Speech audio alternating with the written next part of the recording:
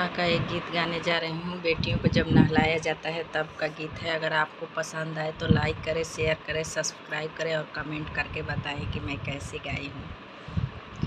अंगने में बा कलवा हो बेटी, आंगनवा बाटे हो लोटावा, आंगनवा बाटे हो लोटावा।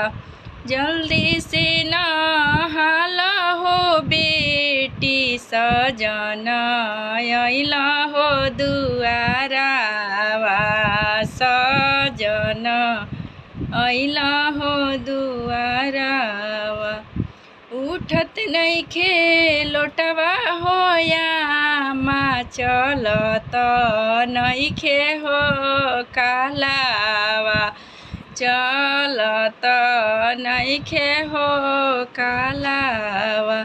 कैसे के नहाई हो यामा, सजन अइला दुआरावा, सजन अइला दुआरावा।